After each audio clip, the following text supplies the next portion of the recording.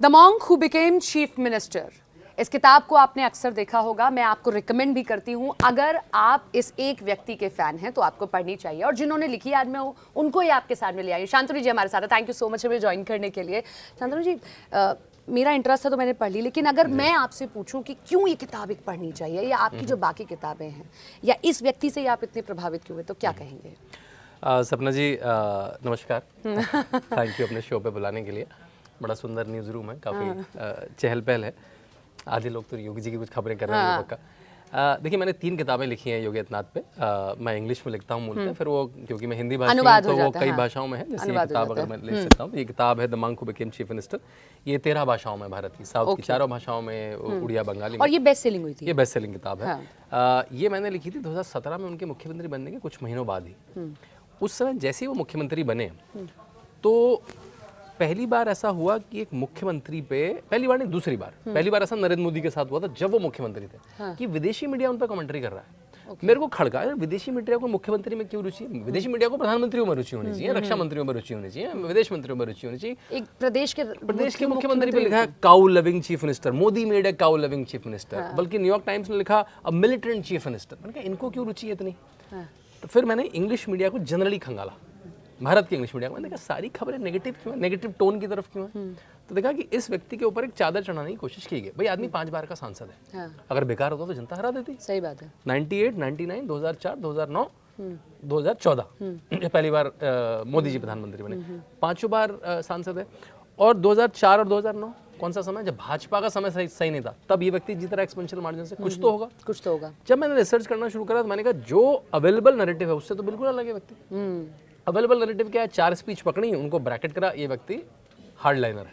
नहीं, hard liner तो उस वक्त थे भी, नहीं थे भी, लेकिन और भी क्या था उनके साथ? आपको नहीं लगता, जैसे इतने साल हमें भी पत्रकारिता में हमने देखा कि हमने उस योगी आदित्यनाथ को भी देखा जो सांसद था और एक ही लाइन लेंथ ले लेता था, और मतलब वो ट्रोलिंग हो जाता था सब कुछ।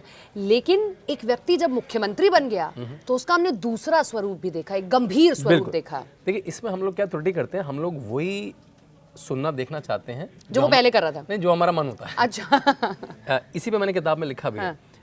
वो सांसद थे 98 से। सांसद संसद में क्या क्या कर सकता है? 4 चीजें करता है। पहली तो वो प्रेजेंट होता है, मतलब पहुंचता है। तो उसकी अटेंडेंस, इनकी अटेंडेंस कितनी? 80%, 90%। जब एवरेज अटेंडेंस है 70%। राहुल गांधी अटेंडेंस है 40%, 50%। अब एलओपी बन गए, थोड़ी बढ़ गई है। अखिलेश यादव अभी सांसद थे अभी तक, उनकी अटेंडेंस कितनी थी? 33%, 33%। फेल हो जाता है लड़का। इनकी 80% थी। इनकी 80-85%। अभिषेक बनर्जी, ममता जी के पोते, उनकी थी 13% पिछली संसद में। मतलब इनको यहाँ पे घर मिला होता है, 30 फ्लाइट मिलती है अपनी कॉन्स्टिट्यूंसी से, तो 33%, 80%। पहली आपको प्रेजेंट होना। दूसरी, आप क्वेश्चन आवर में क्वेश्चन पूछ सकते हो, एवरेज से 1.5 गुना क्वेश्चन अपनी सरकारों से, मतलब विरोधी सरकारों से। 14 से 17 में भी, 14 से 17 में ये मोदी की सरकार में सांसद थे। तीसरा, आप प्राइवेट मेंबर बिल पेश कर सकते हैं। नेशनल एवरेज 1 का है, 1.5 का, इनका 3, जो फ्राइडे को आप प्राइवेट मेंबर बिल करते हैं। डिबेट्स में नेशनल एवरेज 50 का, इनकी 54। मतलब कह सकते हैं कि उस वक्त के सांसदों में नंबर 1 थे अपनी हर चीज को। अब आप पूछेंगे कि कंटेंट क्या था? भाई एक तो क्या एंगेजमेंट है, कंटेंट क्या था? आपको क्या लगेगा? राम मंदिर पूछेंगे, यूनिफॉर्म सिविल कोड पूछेंगे, वो तो पूछ ही रहे हैं, लेकिन साथ में ये भी पूछ रहे हैं कि मेरे यहाँ फर्टिलाइजर फैक्ट्री कब लगेगी, मेरे यहाँ एम्स कब लगेगा, जापानीज गोरखपुर के लिए एन्सेफेलाइटिस का टीका कब आएगा। नहीं, और आगे सुनिए, भारत इजराइल के रिलेशनशिप पे बात पूछ रहे हैं, भारत अमेरिका के रिलेशनशिप बात पूछ रहे हैं। ये बात है, ये बात स्पीच हमने सुनने का मन ही नहीं करा हमारा। हम तो वही वाली सुनेंगे क्योंकि उससे हम ब्रैकेट कर पाएंगे। मैंने पूरी लिस्ट दी उनके क्वेश्चंस की, आप आज भी जाके चेक कर सकती हैं। आपको पता है डेटा में जो आज से 20 साल पहले भी क्वेश्चन है वो संसद के डेटाबेस में। तो हमने अपनी अपनी वाली चुन ली और उससे ब्रैकेट कर दिया। हिंदू हेडलाइनर, हिंदू हेडलाइनर है, हिंदुओं के साथ खड़ा है वो शायद इसलिए कि इनकी वेशभूषा ऐसी, वेशभूषा हमने ब्रैकेट कर लिया। नहीं तो पंडित जी हैं, उसी तरह का बोलेंगे। लेकिन ये कहाँ बोलेंगे इजराइल, ये कहाँ बोलेंगे अमेरिका, ये क्या बोलेंगे एम्स। बोला तो था मुलायम सिंह यादव ने कि ए बाबा घंटी बजाओ, तुम तो घंटी बजाओ जाके। उसमें ब्रैकेट करने की कोशिश विपक्ष ने भी करी और शायद हम लोगों ने कमेंटेटर्स ने भी कर ली। जब मैंने कहा तो मेरे लिए सरप्राइज था। मैंने कहा अच्छा, इन्होंने इजराइल पे क्वेश्चन पूछा, अच्छा अमेरिका पे क्वेश्चन पूछा, अच्छा एम्स पे, जापानीज एन्सेफेलाइटिस पे। मुझे याद है जब 17 में ऑक्सीजन की कमी से बच्चे मरे, जब इनकी सरकार आई थी। मैं कहूँ सरकार के 3 महीने 6 महीने की तो वो पुरानी वाले पाप है, कफील खान वाला किस्सा, पुराने पाप होते हैं जो 3 महीने में तो आप सरकार की पकड़ भी नहीं आती है। उस समय मैं तो कई चैनल पे गया, एंकर्स एन्सेफेलाइटिस बोल भी नहीं पा रहे थे, थोड़ा टंग ट्विस्टर बना एन्सेफेलाइटिस, तो लोग बोल भी नहीं पा रहे थे। कहते बाबा ने क्या करा? भाई बाबा तो जब से वो सांसद तब से वो 13 या 14 बार सवाल उठा चुका है। जैसी वो सरकार में आए उसके 6 महीने बाद जापानीज एन्सेफेलाइटिस का टीका रूटीन इम्यूनाइजेशन में ऐड हो गया, और जो कई 100 में कई हजारों में थी वो अंडर 10 आ गई। और अब स्थिति ये है, क्योंकि मेरे बहुत करीबी बीआरडी में रहे हैं, कि सबसे अच्छा पीडियाट्रिशियन डिपार्टमेंट अगर उत्तर प्रदेश के भीतर कहीं है तो वो बीआरडी में है। बल्कि आपको कभी योगी आदित्यनाथ से लंबी चर्चा करनी है तो उसका मैं एक ट्रिक बताता हूँ। अगर मान लो, अच्छा इसको ऐसे करते हैं, ये वायरल कंटेंट है कि अगर योगी से मिलो और लंबी बात करनी है योगी से तो ये बात करो। जैसे ना लोगों की ट्रिक्स होती हैं नेताओं से, लंबा आपका अपॉइंटमेंट है 10 मिनट का, आपको लंबा ट्रिक करना है तो कहते हैं, कोई कहता है चाय पिएंगे तो हाँ कह देते हैं, चाहे चाय पीते भी ना हो, क्योंकि चाय आएगी उसमें समय लगेगा, चाय पीने में समय लगेगा। तो दूसरी ट्रिक क्या है, अगर आपको योगी आदित्यनाथ का अपॉइंटमेंट लंबा करना, उनसे पूछिए सर वो जैपनीज एन्सेफेलाइटिस, ऐसा बस बोल के छोड़ दीजिए। ओह माय गॉड, उसके चैप्टर है पूरा, मतलब वो जो बताएंगे उसमें रिसर्च क्या है, उसमें अमेरिका में क्या हो रहा है, उसमें अफ्रीका में क्या हो रहा है, मेरे हॉस्पिटल में क्या है, वो सिम्टम लेवल पे आ जाएंगे। फिर अगर बच्चे में ये सिम्टम है तो ये सिम्टम है, तो उसको ऐसे नहीं लेना चाहिए, उसको ऑटो में लेना चाहिए, शरीर हिलता है तो ये दिक्कत होती है, वो गंदगी से कैसे होता है। आपको पता है अभी गुलेरिया जी एम्स के डायरेक्टर थे, उसके पहले एमसी मिश्रा थे, तो एमसी मिश्रा से मेरी अच्छी मित्रता है, उनको मैं कभी बात कर रहा था जेईएस के बारे में, जेईएस मतलब जैपनीज एन्सेफेलाइटिस सिंड्रोम। तो बोले कि जब मैं संसद टीवी में हुआ करता था, लोकसभा राज्यसभा, तो एक बार मैं डिबेट के लिए गया और दूसरे डिबेटर पैनलिस्ट थे योगी आदित्यनाथ। योगी आदित्यनाथ भी सांसद थे। तो अब सुनिए एमसी मिश्रा ने क्या कहा, Yogi Adityanath knew more than me. इनका डायरेक्टर कह रहा है ये बात कि योगी आदित्यनाथ को मुझसे ज्यादा पता था जैपनीज एन्सेफेलाइटिस के बारे में, और केवल सिम्टम नहीं, उस पर रिसर्च क्या हुई, उसके इम्यूनाइजेशन क्या है, कौन सा कीड़ा है, कौन सा टीका है, गंदगी से क्या होता है। तो अगर आपको योगी आदित्यनाथ से आपका अपॉइंटमेंट मिला है और आपको अपना अपॉइंटमेंट की अवधि लंबी करनी है तो उनसे जैपनीज एन्सेफेलाइटिस के बारे में पूछ लीजिए, इतना क्लोज टू हार्ट है। तभी वो जैसी आए, उन्होंने पहले तो रूटीन इम्यूनाइजेशन में ऐड करा, पता करा कि वो गंदगी से होता है, वहाँ पे जो पानी का ठहराव है उससे होता है, और जो डेथ्स हैं वो अंडर 10 आ चुकी हैं डेथ्स। और यूनिसेफ ने वर्ल्ड ओवर उस मॉडल को कहा है कि कहीं पे भी इस तरह की बीमारी हो, जापानी बुखार के कई फ्लेवर होते हैं, AES, JES, तो योगी आदित्यनाथ का मॉडल यूज करें। वो अफ्रीका में कई जगह प्रोपोगेट कर रही है जहाँ पे इस तरह की बीमारियां होती हैं। अच्छा, ये अगर आपके पास ऐसा मुख्यमंत्री है तो फिर आपको और क्या चाहिए? सही बात है। एक जिक्र आपने ब्यूरोक्रेसी का किया, योगी जी पे सबसे बड़े सवाल यही खड़े होते हैं, भाई मंत्री तक कह देते हैं दबी जुबान में कि भाई ब्यूरोक्रेसी हावी हो गई है क्या, विपक्ष बार बार पूछ देता है। तो किताब लिखी है आपने, इसमें ब्यूरोक्रेसी का जिक्र भी किया, एक अधिकारी का भी जिक्र किया, मैं तो खैर जिक्र नहीं करूंगी, कोई बात नहीं, उसके लिए किताब पढ़ ली जाए। क्या मिला रिसर्च में, वाकई में ब्यूरोक्रेसी के हिसाब से चलते हैं? क्योंकि अगर जनता ने एक नेता को चुन के भेजा है तो उसकी भी उतनी जिम्मेदारी होती है। ब्यूरोक्रेटिक थ्योरी पढ़कर काम कर देगा, लेकिन पॉलिटिकल लीडर को पता होता है करना क्या है। देखिए, आपके दर्शकों के लिए पहले किसी भी मिनिस्ट्री में एक मिनिस्टर होता है, कैबिनेट मिनिस्टर होता है, एक इंडिपेंडेंट चार्ज, या तो इंडिपेंडेंट चार्ज होता है, एक कैबिनेट होता है और एक एमओएस होता है, और फिर उसके पास ब्यूरोक्रेट्स की टीम होती है, उसके बाद प्रिंसिपल सेक्रेटरी होता है, डायरेक्टर होता है, एक 13-14-15 लोगों की टीम होती है, स्टाफ होता है, 200-300 का स्टाफ होता है। अब मंत्री का काम क्या है? मंत्री शायद उस विधा में एक्सपर्ट ना हो, मंत्री तो हेल्थ में एक्सपर्ट होने की प्रोबेबिलिटी कम है, रोड में, इरिगेशन में, टेक्निकली वो एक्सपर्ट नहीं हो सकता। वो है जनता की आवाज, कि वो, क्योंकि वो जनता में घूमता है, ब्यूरोक्रेट उतना नहीं घूम पाता, वो जनता की आवाज लेके कि जनता को सड़कों से क्या दिक्कत है, जनता को हेल्थ में क्या दिक्कत है, वो लेके पहुंचे वहां पर, और उतना रोल प्ले करता है। जो टेक्निकल है कि कंसल्टेंट से काम करना है, वो ब्यूरोक्रेट का काम है। जितने बड़े नेता होते हैं, आप प्राइम मिनिस्टर मोदी को देख लीजिए, क्या वो ब्यूरोक्रेट के साथ सीधे काम नहीं करते अपनी टीम के साथ? क्या नीतीश कुमार सीधे काम नहीं करते? क्या ममता बनर्जी सीधे काम नहीं करती? तो ये ना एक शगुफा है जो छोड़ा जाता है। जैसे कोई मुख्यमंत्री बड़ा हो गया, नेता बड़ा, सुनते हैं योगी जी? बिल्कुल सुनते हैं भाई, एमएलए से मिलते हैं। आप लाइन देखिए, उनके ट्विटर की फीड लाइन देखिए, अभी एक समय आता है उसमें वो सारे, जैसी विधानसभा लगती है, हर मंडल वाइज मिलते हैं, एरिया वाइज मिलते हैं, जिले वाइज मिलते हैं, 1-on-1 मिलते हैं, उनकी शादी ब्याहों में जाते हैं। लेकिन देखिए, ब्रैकेट करना बड़ा आसान होता है, उसको रिसर्च करना कौन जाके ट्विटर टाइमलाइन देख रहा है ना। तो और जैसे मैंने पहले कहा, वो हिंदू मुस्लिम ज्यादा करते हैं, मैंने आपको बता दिया ना, उन्होंने एम्स में भी क्वेश्चन पूछा कि भाई आपने मुस्लिम का जिक्र किया है, इसमें एक पूरा चैप्टर लिखा है, और गोरखपुर मैं भी गई हूँ, कई मुस्लिमों ने मुझे भी बड़े प्रेम से कहा कि भाई योगी जी हमारे सबसे बड़े हीरो, लेकिन फिर भी लोग सवाल खड़े कर देते हैं, Yogi is equals to anti Muslim. क्यों भाई, ऐसा क्यों? क्या आपको रिसर्च में कहीं मिला कि उनको मुस्लिमों से दिक्कत है? हाँ, वो छवि बनाना बड़ा आसान है ना। देखिए, एक भगवाधारी है ना, तो उसकी छवि बनाना बड़ा आसान है कि ये तो हिंदूवादी है, और हिंदूवादी है तो वो एंटी मुस्लिम होगा ही। ये वो इसलिए कहते थे ताजिया की ये वो कम करा देते हैं, मुहर्रम में दिक्कत हो जाती है इनको, इसलिए कम करवा देते हैं जिससे वो बिजली के तारों में अटक जाए, और कितने लड़के मर चुके हैं। कोई एग्जांपल मिला आपको कि इन्होंने मुस्लिमों के लिए भी किया? बहुत कुछ किया। जैसे मैं बताता हूँ कि इनके कई जो मठ बहुत बड़ा है, गोरखपुर का जो मठ है, बड़े विशाल क्षेत्र में फैला है। बल्कि गोरखपुर जो शहर है उसमें बहुत सारी विधाएं हैं, कम से कम 40 इंस्टीट्यूशन के अपने स्कूल, अपने कॉलेज, अपने नर्सिंग कॉलेज, अपने हॉस्पिटल, बहुत कुछ चीजें हैं अपने ना। मतलब वो अपना शहर है वो एक तरह से उनका ना, और प्राइवेट सिटी है उनकी, कह सकते हैं उनकी, क्या मठ की। तो उसकी विधाओं में आपको मुसलमान दिखेंगे। जब आप मठ जाएंगे, अगर आपने देखा तो बहुत सारी दुकानें हैं दोनों तरफ, करीब 150-200 दुकानें, उसमें दुकानें बहुत सारे लोग मुसलमान भाई चलाते हैं। योगी आदित्यनाथ की जो पॉलिटिक्स का एक धुरी है वो है जनता दरबार। हाँ, अब तो उनके पास सरकार का तंत्र है। जब सरकार का तंत्र नहीं था तो जनता से कैसे जुड़ते थे वो? जनता दरबार से जुड़ते थे। डेली वो 9 से 11 सुबह बैठ जाते थे, 8:30 से 11 के बीच में 200 लोग, 300 लोग, 400 लोग, गोरखपुर के नहीं, बस्ती का आदमी, गोंडा का आदमी, बलरामपुर का जहाँ के सांसद नहीं वहाँ का भी, क्योंकि सरकार, जो आपको पता होगा, इस पे एक फिल्म बना रहे हैं हमारे एक प्रोड्यूसर, मेरी किताब पे, उसमें डायलॉग भी है कि वो तो शिष्य बनने आया था, जनता ने तो सरकार बना दिया। हाँ। सरकार मतलब ट्रेलर में ये भाई सरकार मतलब कि सरकार कौन होती है? जो सुनती है लोगों की, जो काम करती है। तो दूर दूर के जिलों के लोग आते हैं और इनका काम क्या था? फोन उठाया, डीएम को कॉल करा, सीडीओ को कॉल करा, एसपी को कॉल करा, मैं इनकी रिपोर्ट लिखी है।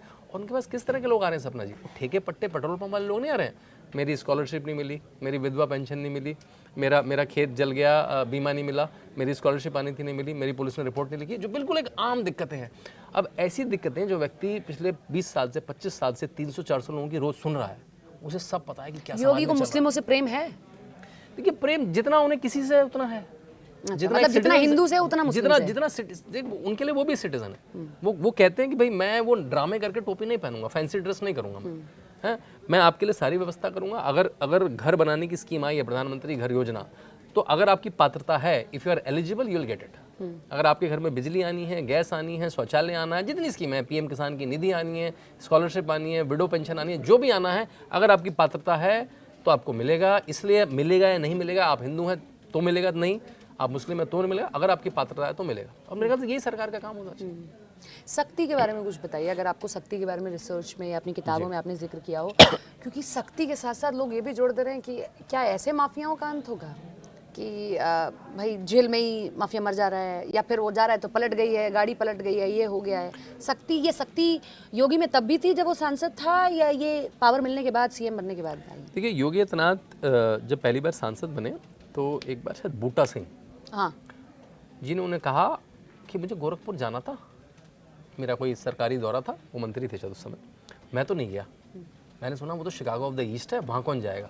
अब सोचो, सांसद को बुरा लगेगा ना, मेरी कॉन्स्टिट्यूंसी के बारे में, मेरे जिले के बारे में ऐसी धारणा है पार्लियामेंट में। वो वापस आए और बड़े दुखी मन से वापस आए, कहते हैं, और उन्होंने वहाँ के व्यापारियों को, हिंदुओं को, मुसलमानों को, जो भी प्रतिष्ठित लोग हैं, ऐसे 30-40 लोगों को बुलाया और बात करी, भाई ये हमारे प्रदेश की, ये हमारे जिले की छवि जाती है, ये हमारी कॉन्स्टिट्यूंसी छवि, ये तो ठीक नहीं है। तो उन्होंने इंटरनल क्लीनिंग जितनी वो कर सकते थे। देखिए, आपको ये मानना पड़ेगा, योगी आदित्यनाथ कब पनपे? जब सरकार मुलायम की है, जब सरकार मायावती की है, जब सरकार अखिलेश की है, पनपे तो तभी ना वो।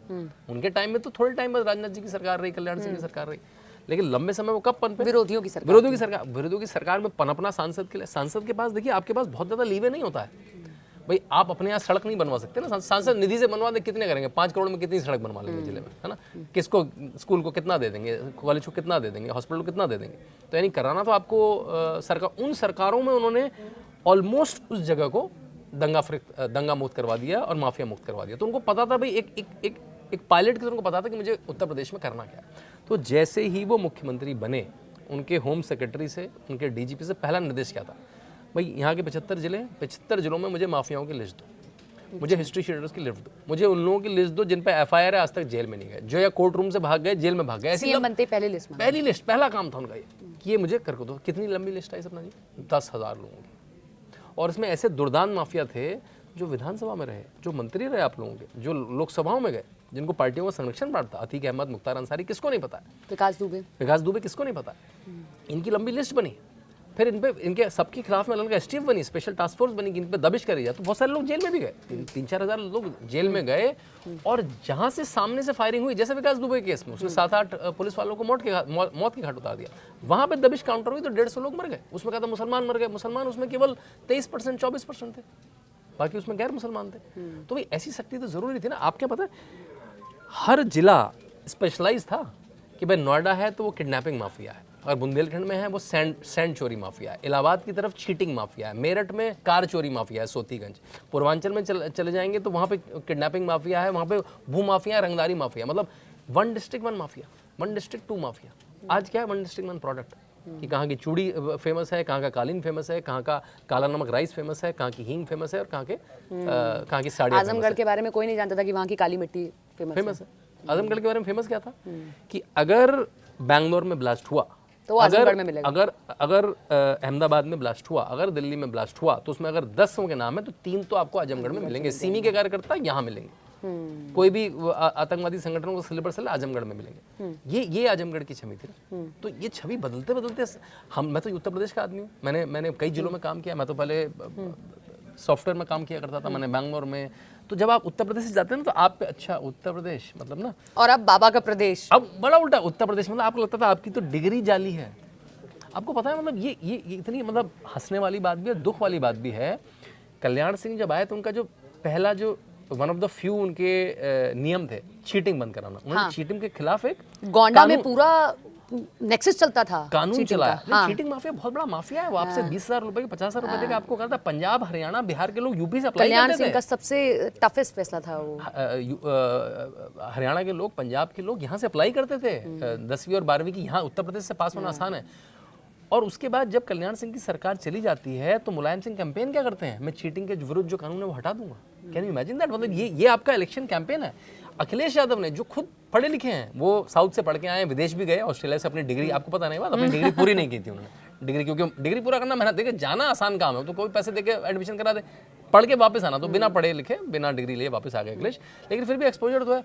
उन्होंने मंच पे कहा है हजारों की भीड़ के सामने, भाई चीटिंग कौन नहीं कर लेता एग्जाम पास करने के लिए। मैंने कहा, ओह माय गॉड, मुख्यमंत्री सेइंग दिस, मतलब ये आपका लड़के हैं, गलती हो जाती है, चीटिंग कौन नहीं कर लेता है, ये उनकी डिक्टेशन थी। तो यूपी में कहा जाता है कि यूपी की अगर डिग्री है तो वो तो फर्जी होगी, यूपी का आदमी आया तो 4 चार्जशीट होंगी, वो तो कुछ दंगा फसाद करके आया। ये यूपी की इमेज हो गया। अब है वो बाबा की यूपी से आया, बाबा की यूपी से आया, वो जहाँ पर योगी आदित्यनाथ मुख्यमंत्री, जो भी मुख्यमंत्री, हमें भी वैसा मुख्यमंत्री मुख्यमंत्री, इसीलिए इतनी पॉपुलैरिटी है। मैंने देखा है बाबा का ना बच्चों के प्रति बड़ा प्रेम है। वो बच्ची आई जनता दरबार में और उसने जिस तरीके से बोला, मतलब आप भी खा लीजिए वो मिठाई जो खिला लीजिए। अरे वो वाला मतलब ऐसे था कि सोचिए प्रमुख सचिव फोन कर रहा है किसी स्कूल में कि इस बच्ची का एडमिशन हो जाना चाहिए, इकलौती बच्ची होगी प्रदेश की जिसका प्रमुख सचिव फोन कर रहा होगा, इतनी बड़ी रिकमेंडेशन कौन मना करेगा। तो ये इस पर कुछ मिला, कुछ देखा? देखिए अगर आप बाबा के जनता दरबार में कभी जाएंगे तो पहले तो वो बैठ के हुआ करता था, अब वो खड़े होकर इसलिए होता है, थोड़ा सिक्योरिटी प्रोटोकॉल बढ़ गया है, तो वो बाबा चलते हैं और व्यक्ति बैठा रहता है। तो जो बाबा की जो टेबल होती थी उसमें पहले पे यहाँ पे टॉफी का एक दोना सा रखा रहता था। अच्छा, तो वो टॉफी देना, अगर बच्चे जैसे कोई माता जी आए तो बच्चे को लेके आएंगे ना, बच्चों का घर छोड़ के आएंगे, तो बच्चे ऐसे आते रहते थे। और फिर आप कभी कन्या जमाई पे देखें, वो बिल्कुल एक परात लेके एक बच्ची आती है, उसमें उसके बिल्कुल आराम से उसके चरण प्रक्षालन होता है, वो कन्या पूजा करते हैं, उनको वस्त्र देते हैं, चॉकलेट आदि देते हैं। मैं खुद अपना बताता हूँ, मैं अभी 3-4 महीने पहले पहली बार, मैं तो पिछले 8 साल में कई बार मिलता हूँ, मैं परिवार के साथ मिला। मेरे परिवार वालों का बड़ा मन था कि भाई आप इतनी बार मिलते हैं, आप हमें मिलवा दीजिए। मैंने कहा देखिए मेरे ख्याल से तो हमें उनका टाइम वेस्ट नहीं करना चाहिए, लेकिन एक्चुअली आग्रह है तो 10 मिनट के लिए। मैंने उनका कहा, मेरा अपॉइंटमेंट था, तो मैंने कहा मैं परिवार को ले आऊँ। अब मेरा परिवार लखनऊ में था, हम किसी शादी के लिए गए थे, तो मेरे छोटे बच्चे हैं, 6 साल की बेटी है, 12 साल का बालक है। तो गए और उनको पता था पहले से कि शायद मेरे बच्चे, मेरी वाइफ तेलुगु हैं। अच्छा, कि तो उन्होंने पूछा हिंदी आती है, अब ये बात क्यों पूछी उन्होंने।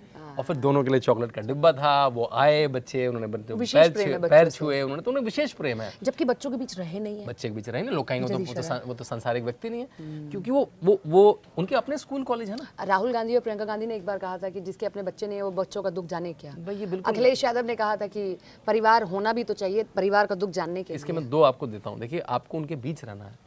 जो संघ की परिपाटी है जिससे नरेंद्र मोदी आते हैं, उसमें क्या होता है कि आप सुबह एक के घर खाना खाएंगे, शाम एक के घर खाना खाएंगे, शाम को होटल में रुकेंगे, किसी के घर में रुकने की व्यवस्था होगी आपकी। अगर आप 200 दिन किसी के घरों में रहेंगे, मीडिया वाले के घर में रहेंगे तो उनका जीवन पता लगेगा, किसान के घर में रहेंगे तो उसका जीवन पता लगेगा, बैंक वाले के, टीचर के, सबके घर में, पायलट के घर में, इतने सारे जीवन, इतने सारे परिवार, उनका अच्छा बुरा सब पता है नरेंद्र मोदी जैसे व्यक्ति को। इतने सारे वो 100 परिवार में रह के आए हैं। और सन्यासी व्यक्ति जो है योगी आदित्यनाथ, ये रोज 200, 300 परिवारों से मिल रहे हैं, उनकी समस्याएं जान रहे हैं, उनके बच्चों से मिल रहे हैं, बात कर रहे हैं। खुद के स्कूल में 5000 बच्चा पढ़ता है, वो बच्चों को देख रहे हैं कि रहना जरूरी नहीं है, जरूरी नहीं है, आपको पता होना चाहिए, उनके जीवन से बात करना आपको तारतम्य होना चाहिए। This is a leader. एक आखिरी सवाल क्योंकि खत्म होने की ओर है, बीजेपी पे भी आपने रिसर्च की किताब लिखी, सब हुआ, इतना रिसर्च करने के बाद क्या समझ आया? नरेंद्र मोदी के बाद में लोग कहते हैं कि योगी आदित्यनाथ तो वाकई योगी आदित्यनाथ थे, या भविष्य का लीडर कौन होगा ये किसी को नहीं पता है। देखिए बीजेपी में अगर आपने कोई चीज़ प्रेडिक्ट कर दी तो मेरे ख्याल से आप या तो बेवकूफ हैं या अपनी कोई ज्योतिषी बेचना लेकिन चाह रहे हैं। डिफरेंट पर्सनालिटी तो लगते होंगे ना योगी आदित्यनाथ बाकियों से, वो बिल्कुल अलग और है भाई। बिल्कुल है, क्योंकि उत्तर प्रदेश के 70 साल के इतिहास में पहला मुख्यमंत्री जो रिपीट हो जाता है गोविंद वल्लभ पंत। लेकिन उनको प्रतिष्ठा से प्यार नहीं है, वो कह रहे हैं मैं प्रतिष्ठा से प्यार तो नहीं प्रतिष्ठा है। गोरखपुर में कम नहीं है ना, उतना बड़ा मठ जिस आपको पता है वो केवल गोरखपुर के महंत नहीं है, वो नाथ परंपरा के भी अध्यक्ष हैं। तो एक तीर से दो निशाने हो गए ना, जिसमें सेंट्रल को भी बोल दिया। जिसमें वो नेपाल से लेकर कर्नाटका से लेकर राजस्थान मध्य प्रदेश, जिसमें जितने नाथपंथी साधु हैं और जितने अखाड़े हैं उनके भी वो नाथ प्रथा तो एक तीर से दो निशाने हो गए, इधर विपक्ष को भी बोल दिया, उधर सेंटर को भी चेता दिया मुझे कि लगता नहीं प्रतिष्ठा के लिए मैं ये जो- दिल्ली नहीं आऊंगा, आगे कहीं सोचो कि मुख्यमंत्री छोड़ दूंगा तो दिल्ली आ जाऊंगा, ऐसा नहीं होगा। ये जो सेंटर वर्सेस योगी जो फाइट है, मेरे ख्याल से इसमें से 90% स्टीम है, केवल हवा है। नहीं है।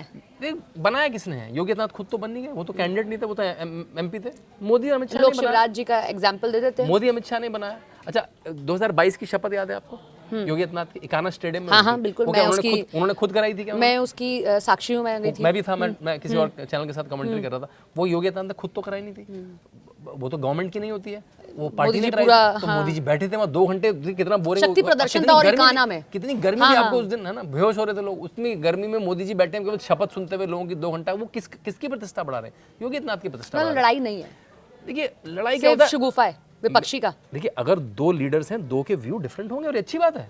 मैं कहते व्यू डिफरेंट होना, आपके न्यूज रूम में क्या व्यू डिफर नहीं करते हैं क्या? और व्यू डिफर होगा तभी तो एक अच्छी चीज इवॉल्व होगी। बीजेपी का एक स्ट्रक्चर है, बीजेपी मेरे ख्याल से वो लोग 3 या 4 चीजें देखते हैं। एक तो अभी है कि भाई 75-80 की गाइडलाइन है कि उसके बाद आपको एक्टिव पॉलिटिक्स में योगी जी नहीं तो उससे बहुत दूर है अभी, हाँ, तो 75 साल एक वो गाइडलाइन है। दूसरा, आपको सरकार चलानी आनी चाहिए, एडमिनिस्ट्रेशन आना चाहिए। और तीसरा, आप जनता में पॉपुलर होनी चाहिए, चुनाव भी जीतना आना चाहिए। मतलब 2 टर्म्स तो कंप्लीट हो गई है, तो तीसरी भी सही चल रही है। ये तीनों चीजों में कौन खरा उतरता है? क्या योगी खरे उतरते हैं? क्या उनकी उम्र वो 55 साल की भी नहीं है अभी? अमित शाह भी 55 साल के, मतलब 55-60 से कम है। अमित शाह योगी दोनों को सरकारें चलानी भी आती हैं और दोनों पॉपुलर भी हैं। ऐसे ही देवेंद्र फडणवीस भी हैं, ऐसे स्मृति ईरानी भी हैं, ऐसे ही हेमंत बिस्वा शर्मा भी हैं, ऐसे अन्नामलाई भी हैं। तो मेरे ख्याल से ये अच्छी बात है कि नरेंद्र मोदी ने एक बैटरी ऑफ लीडर्स तैयार कर दिया। उस समय पे जब भी पोस्ट मोदी एरा आएगा, वो कब आएगा पता नहीं, वो देखिए मोदी अपने फील्ड के सचिन तेंदुलकर हैं, वो डिसाइड करेंगे कि वो कब रिटायर होंगे, क्योंकि उनके शरीर से उनकी अलर्टनेस ऐसा लगता नहीं है। आपने कभी नरेंद्र मोदी को देखा किसी इवेंट में वैसे बैठे रहते हैं?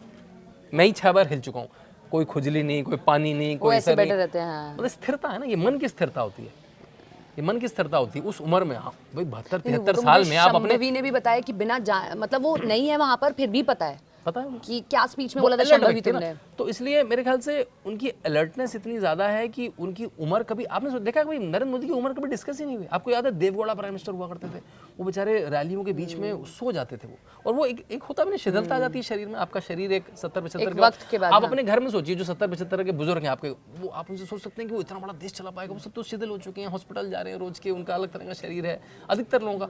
तो नरेंद्र मोदी की उम्र तो कोई क्वेश्चन ही नहीं है। उसकी जब भी पोस्ट मोदी आ आएगा, वो 2 साल बाद आएगा, वो 5 साल बाद आएगा, वो 10 साल बाद आएगा, तब एक battery of leaders Narendra Modi ने तैयार कर दिए हैं। उसमें हाँ, उसमें अमित शाह भी एक बड़ा नाम है, उसमें योगी आदित्यनाथ भी एक बड़ा नाम है। आदित्यनाथ भी बड़ा नाम है।